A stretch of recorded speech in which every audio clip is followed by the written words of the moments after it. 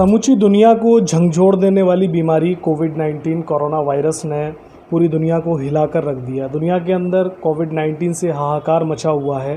बात करते हैं भारत की। भारत भी इससे अछूता नहीं रहा है। भारत के अंदर बात करते हैं आगरा शहर की। ताजनगरी आगरा के अंदर भी इसका खासा असर पड़ा है। बात करते हैं टूरिस्ट लाइन से जुड़े हुए लोगों की, जो बाहर से विदेशों से लोग ताजमहल को सराहने के लिए, देखने के लिए आते हैं। और भी कई अन्य स्मारक हैं जिनको देखने के लिए विदेशों से लोग यहाँ आते हैं। उनके व्यापार पर क्या असर पड़ा है, उनकी तरफ से क्या प्रतिक्रियाएं हैं, इस पर बात करने के लिए हमारे साथ प्रेसिडेंट साहब मौजूद हैं। उनसे हम जानेंगे उनकी तरफ से क्या प्रतिक्रिया है, उनके कारोबार पे कोविड-19 का कितना प्रभाव पड़ा है। सर, बहुत बहुत स्वागत है आपका D24 न्यूज़ चैनल में। सबसे पहले हम यही पूछना चाहेंगे, कोविड-19 से बर्बादी तो सभी की हुई है, लेकिन टूरिस्ट लाइन की बात करें तो आपका व्यापार ताजमहल से रिलेटेड और स्मारकों से रिलेटेड चलता है। आपके व्यापार की क्या हालत है? अगर आप ओवरऑल सिचुएशन देखें तो आगरा में वैसे तो कोई इंडस्ट्री बची नहीं। ताजमहल के रखरखाव के लिए सारी इंडस्ट्रीज़ बंद कर दी गई और टूरिज़्म अकेला पार्ट था, अकेली इंडस्ट्री है जो आगरा में सर्वाइव करती थी। आगरा शहर के करीब 6 से 7 लाख आदमी इस पर्यटन से जुड़ा हुआ है, डायरेक्ट और इनडायरेक्ट वे में। और अगर आप सिनेरियो देखें पर्यटन का, तो पूरी दुनिया के लिए ताजमहल एक गेटवे है इंडियन टूरिज़्म के लिए। इसमें कोई शक नहीं कि बहुत सारी बिल्डिंगें देश के अंदर, लेकिन उसकी जो लालसा होती है, जो ख्वाब होता है, वो ताजमहल देखने का होता है। अक्सर आपने देखा होगा कि जितने head of the states Bharat घूमने आते हैं या मीटिंग्स के लिए आते हैं, उनकी आइटनरी के अंदर ताजमहल ज़रूर होता है। तो ताजमहल एक ऐसी व्यवस्था है विदेशियों के लिए भी कि उसके बगैर देखे उनकी मनोकामना पूरी नहीं होती है। और ताजमहल से जुड़े, जब पर्यटन जुड़ता है ताजमहल से, तो लगता है कि भारत का पर्यटन बहुत बड़ा है, लेकिन ताजमहल इंट्रोडक्शन है उसका। आगरा में 3 मॉन्यूमेंट्स वर्ल्ड हेरिटेज के हैं, उसके अलावा भी बहुत सारे मॉन्यूमेंट्स हैं। टोटल मॉन्यूमेंट्स आगरा में 260 हैं, लेकिन 5 मॉन्यूमेंट्स ज़्यादा सक्रिय रहते हैं। लेकिन मार्च से बाद, जब से लॉकडाउन हुआ, उसके बाद से टूरिस्ट तो आना बंद हो ही गया। और चूँकि हम लोग पर्यटन से जुड़े हैं, बाहर से विदेशी आएगा या देशी आएगा, उसको तभी तो हमारी रोटी रोज़ी चलेगी। तो सारे लोग, चाहे वो एम्पोरियम्स हों, होटल्स हों, छोटे होटल्स हों, रेस्टोरेंट हों, गाइड्स हों, शॉपकीपर्स हों, कन्वेसर्स हों, सेल्समैन्स हों, ये सारे के सारे घर बैठे हुए हैं और हैंड टू माउथ हो गए हैं। हमने सरकार को बहुत कुछ लिखा है, कई रिप्रेजेंटेशन दिए हैं। हमारे जो पर्यटन मंत्री, उनसे हमने मुलाकात की, उनसे हमने डिमांड की कि भाई ऐसी स्थिति में जब 50 दिन हो गए हैं ताजमहल बंद हुए, तो आप हमारी मदद कीजिए। जिस तरह से सरकार ने भरोसा दिया था कि हम लोगों की मदद करेंगे, लेकिन आज की तारीख तक हमारी कोई मदद सरकार ने नहीं की। और आज ये कि हर बार एक तारीख निश्चित होती है कि अब ताजमहल खोला जाएगा, लेकिन हमेशा उसको पोस्टपोन कर दिया जाता है। तो ऐसी स्थिति में हम कहाँ जाएं और क्या करें? अपार्ट फ्रॉम दैट, आप देखिए कि आज की तारीख में कौन विदेश से आएगा। विदेश की हालत भी ज़्यादा अच्छी नहीं है। नेशनल इंटरनेशनल फ़्लाइट्स बंद हैं, ट्रेन बंद हैं, बस बंद हैं। आप अगर कार में सफ़र करते हैं, 2 से 3 लोग नहीं हो सकते। तो जो सिक्योरिटी लेवल है वो इतना हाई है कि बड़ा मुश्किल है पर्यटन उद्योग को आगे बढ़ना।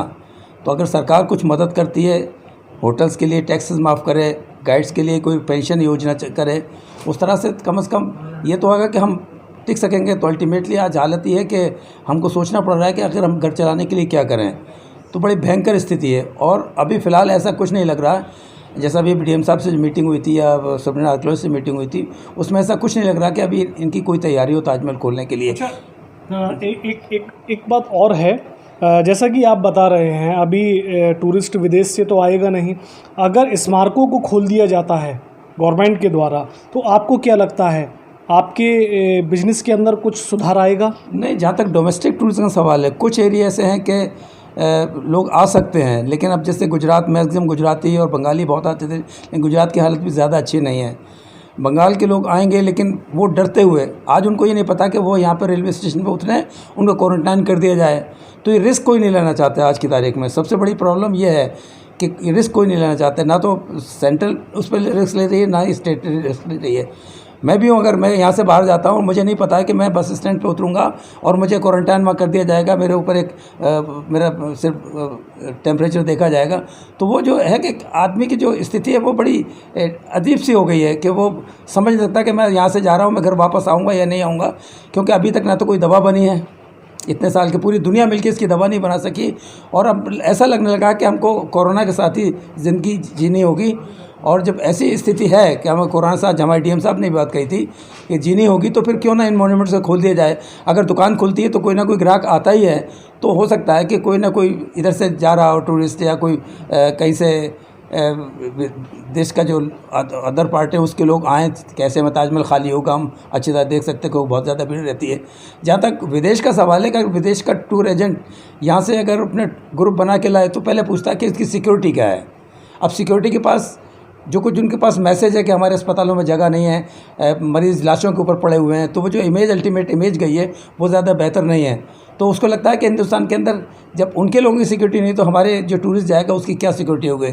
तीसरी चीज़ है कि जब अपनी मर्ज़ी से कोई आता है तो वहाँ वहाँ का जो सिस्टम है विदेश का, वो बड़ा सीधा सीधा है कि हर आदमी इंश्योर्ड होता है, और जब गवर्नमेंट एडवाइजरी जारी कर देती है तो इसको इंश्योरेंस क्लेम नहीं कर सकते, इसलिए वो डरते हैं कि अभी गवर्नमेंट ने एडवाइजरी जारी करके हम बाहर कैसे जाएं।